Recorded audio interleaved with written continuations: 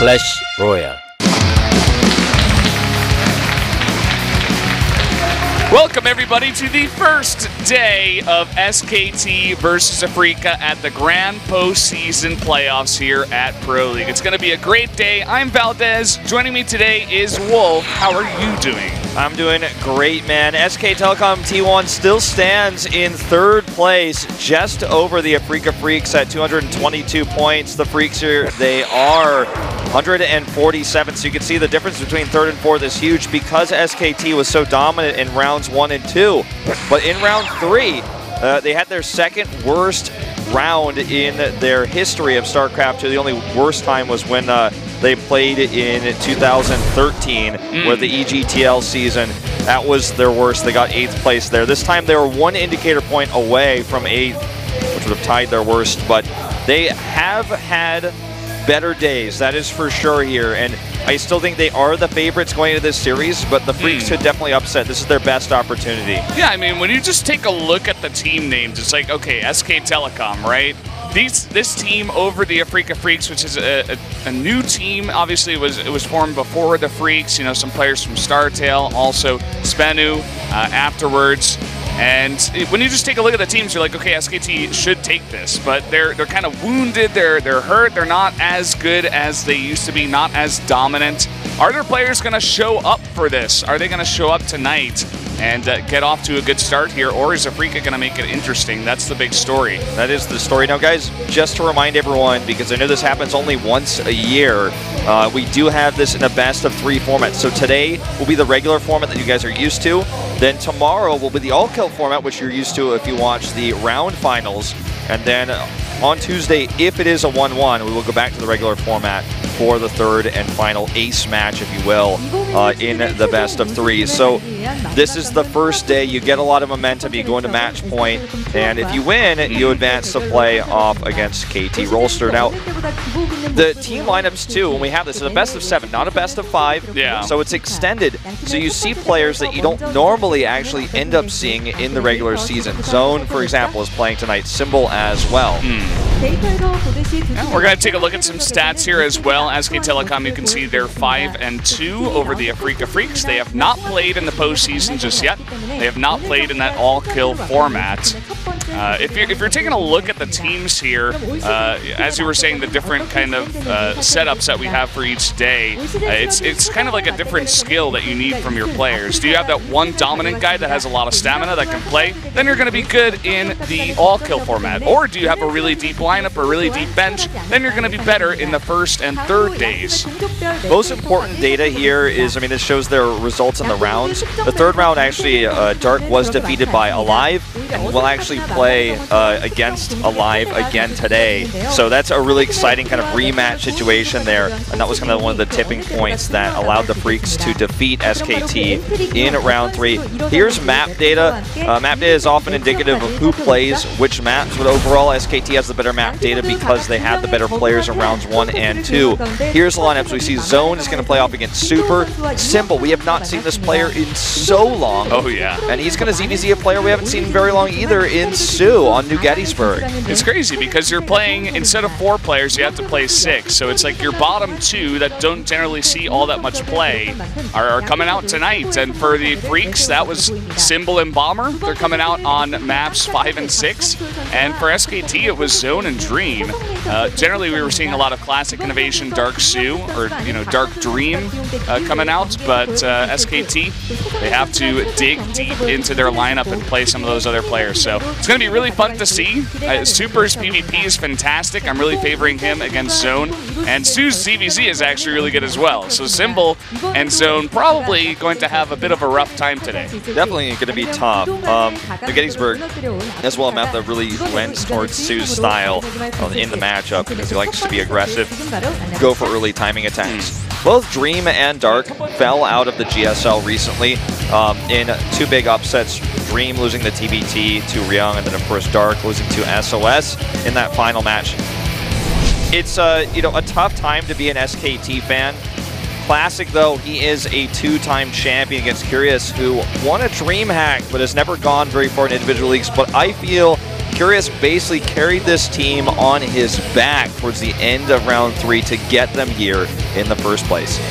Yeah, Classic up against Curious is going to be our first matchup here, a PVC that is going to be on Overgrowth. Let's take a look at some predictions. So we got 5 for Classic here and 2 for Curious. You actually voted for Curious here. I did. I do think he's got a really good shot at it, and everything is on the line for him. This is his last chance for the year, again, to advance in Pro League. For sure, guys. We're going to jump into game number 1 right now on Overgrowth.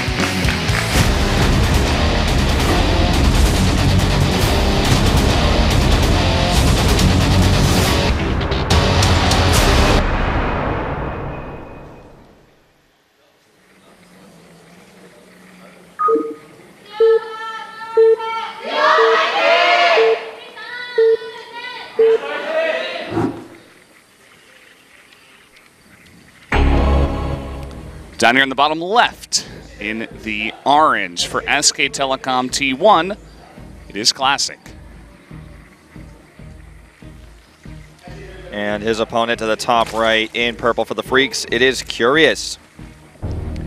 Historically, before StarTale moved into Pro League to replace some of the disbanding teams back in 2013, Curious was usually the anchor for StarTale in the GSTL. And before that, often the anchor for Incredible Miracle on the team he was on originally. So, known for being coming out last, not first. But this is not the all-kill format. That happens tomorrow. Today, it's all about map choices. And so, Curious's map choice here is Overgrowth. We'll see how he plays it here. Not going to be playing like Dart with a pool first. It's kind of interesting you mentioned that about Curious, him kind of being that ace player, that anchor, because in round 3 we saw him come out as the ace a couple of times, and he was, he did very well for his team. He was very clutch on the ball, won both of the games I believe that he did play, and you can really say that about a lot of Afreeca's lineup as well, because even though SKT didn't have the greatest round 3, Afreeca had a fantastic round 3. They did amazingly. All their players stepped up. Literally everyone. Yep. You look at Alive, Patience came in, Super was winning games, Curious was holding it up as well. Even Bomber, These players really, really stepped it up. You could tell that they upped their practice regimen, or, maybe there was a mindset change in the house. Something happened that brought this team to the next level, and that's part of the reason why they're here in these playoffs. Absolutely. And for me, I have to give Curious the MVP myself, although he's not the only one to have raised it to the next level. Now, Classic is going to bring back this 2 Adept opening here. We saw SOS do it a little bit in the GSL just recently. He's also going to deny this 3rd base, which is very frustrating to deal with, and may even decide to pylon block here. It would delay his 2nd Adept, and as a result, he will not do it. He's thinking about it, but just going to stick around, make sure that it goes down. Gets to see the timing of that regardless, and can just send that pro back home. So this is getting a little bit more popular right now, and I think it's a good map for it. This double Adept pressure, we're going to see the Overlord scout this, sees the timing of the Nexus. Doesn't see the 2nd gateway, but he should realistically know by the fact that the Nexus is at this point, and is going to confirm right now with that Overlord, sees the 2 Adepts. Even though Classic tries to hide them, he is spotted and will respond accordingly. He's going to need a lot more Zerglings than normal. And sometimes it's good to even build a spine against this, depending on what the follow-up is. Yeah, an interesting choice here by Classic. He gets seen, and he actually stops Adept production. He just makes 2. This is purely to, maybe get a little bit of damage to the drones, but also to try to force out a lot of units from the Zerg. And it seems like Curious is not really biting the bait. You see he starts a couple of extra drones here. I think he sees those gateways not working with his Overlord. He's like, oh, okay, you're delaying that. I don't need to do this. Now you see Classic actually coming in, taking a little bit of damage. He does restart gateways after that momentary lull in production. And he's going to go right into the glaive. So this is the kind of build that SOS has already shown us. And other players as well, when this was kind of the go-to build early on in Legacy of the Void.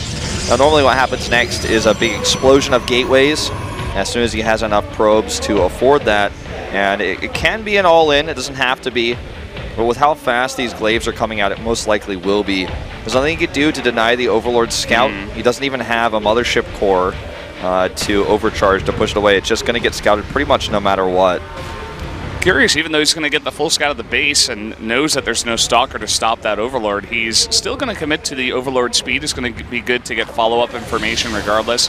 And you do see that he sees the Twilight Council there, the extra gateway, getting all that information. He sees the 6 Adepts at the front with his other Overlord, and he immediately starts a Roach Warren here and needs to get that defense up against these Adepts. Yeah, what's interesting too is the Roaches could actually hit before the push if he, if he can delay this, if he can, do ling run buys, for example. He has a lot of speedlings, so he could try to force these Adepts to be used defensively instead of aggressively. Initially here, he's making 14 more Lings. Looks like the Lings were not in position to turn these around, so they're just going to have to be used defensively. And the Roach Warren is coming up, a Dark Shrine for the follow-up here.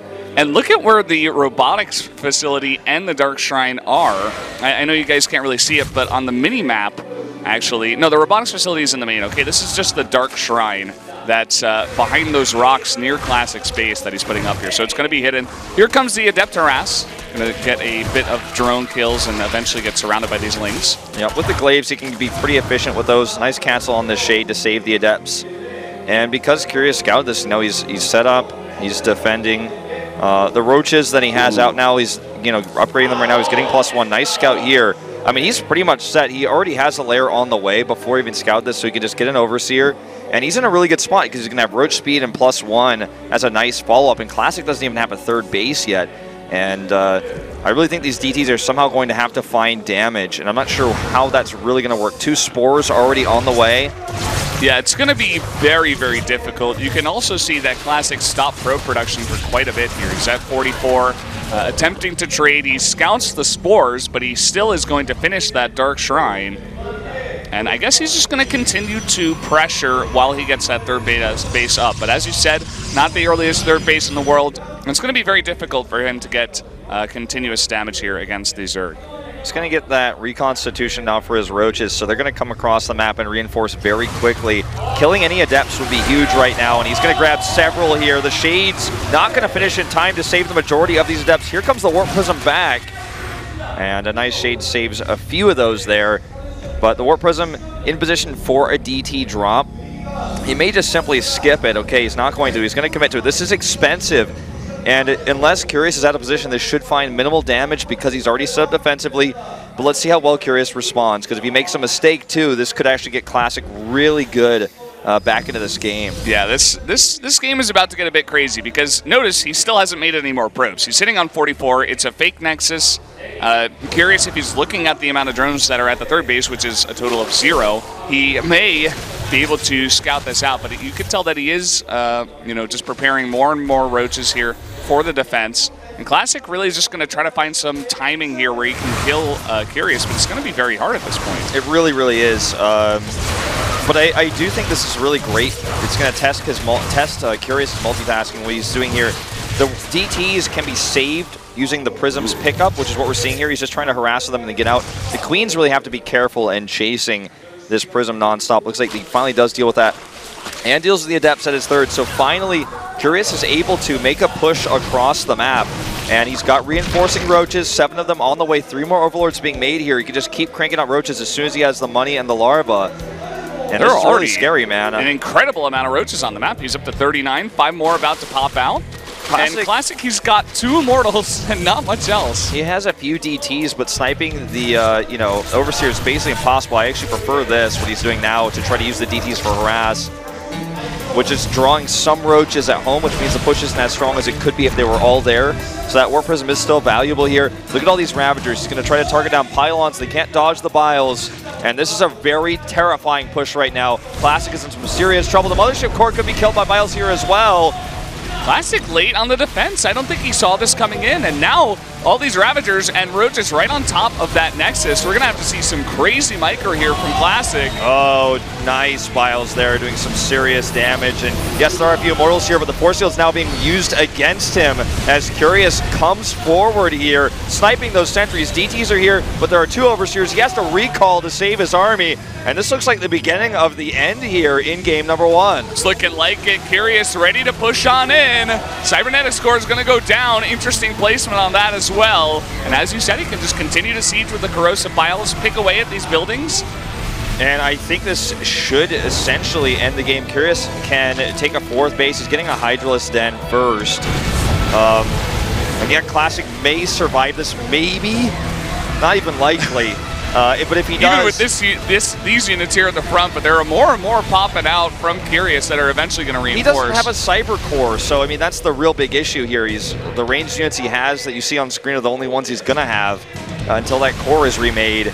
And these gates up here at the front are unpowered, including the Robo is now unpowered, so he can't make any more Immortals. And this is just the Lurker Den on the way now. Yeah. As these units, it looks like they're just going to be enough to clean up this game. The last of the Stalkers Classic. He's trying his hardest. Warps in 6 Zealots that immediately get Corrosive Biled. That's going to be game over here. Curious will take game number 1. And that is it. GG. Curious taking a huge win here for the Afreeca Freaks. Great start for this team, as they do go up 1-0, taking out one of the big names on SK Telecom in Classic. And now it's Super versus Zone up next. I mean, Afreeca, they're going to get a ton of momentum in this series. Absolutely. Right now, Zone, who does not have as much experience in televised matches as Super, has got to be feeling the pressure. I think most people would have expected that 1-0 lead going to Classic, so Zone plays with a 1-0 lead advantage. I was one of the people who said no, Curious will take this, and it's just overgrowth. That map speaks to me. Curious, I've been commentating this player for over 5 years now. You're just like so in touch with Curious, you just know when he's going to win and lose. I don't want to say, I don't want to go that far, but I do want to say that the SKT players have not been as great in these best of ones right now. Curious has carried this team on his back. I said that, and I'm going to say that sentence several more times, and perhaps for the rest of Grand Postseason if Afreeca advances here, because this is basically all him. And, you know, everyone else is helping him, but he is just getting such consistent results that he overshadows everything else on the team right now. I mean, this team might as well be called Afreeca Curious. The Curiouses. Basically, I mean, this guy is doing so well, as you were saying. We're going to jump into Super versus Zone here, PvP, and talk a little bit more about Curious back in the back room. He was looking so excited. He didn't look one bit nervous. I think that's a big part of the reason why he is just so calm and collected coming into these games. He's just here, and he looks like he's having a ton of fun coming down to the studio, hanging out with his buddies on the team, even talking, you know, with Legend and, you know, some of the friends even come over and they just hang out. And he seemed in a great mood, and it kind of mirrored in his play. He played a great game. It's a great time to be a Freaks fan, with the Afreeca Freaks actually outperforming everyone's expectations in LoL Champs as well here in Korea. And Afreeca, you know, basically acquiring GOM TV and running the GSL over there, doing great jobs, and the ASL coming back. I mean, it's a great time to be an Afreeca fan. Afreeca's doing great work for esports everywhere. So, I mean, this is like their grandest moment. StarTale made a you know, a playoff once before, not Grand Postseason, but a playoff where they actually were defeated by not being able to show up because a blizzard actually occurred. Yes. Yeah. So they couldn't actually show up to play their match. So this is kind of as good as it gets for this original roster that happened on StarTale, then became Spenu, and now is owned by Afreeca. So this is for some of these players their most amazing moment, their best opportunity to go to that grand, prestigious Pro League Grand Final. So really do just want to highlight that one more time. And I feel like Curious is so hungry right now. Yeah. He wants it. All these players are. That's exactly what I was saying. You know, some mindset change happened in round 3 where they realized, like, oh, if we do really well this round, we can get into the postseason. And I mean, that's why they did get here. It was very, very close. If you guys remember, at the end of round 3, it came down to like the final match, and Afreeca just barely squeaked in because I think maybe it was CJ that didn't win, or some team didn't win. Yeah, that's right. Or MVP. There was like a score that just did not allow them to get in. All right, let's take a look at these players, man.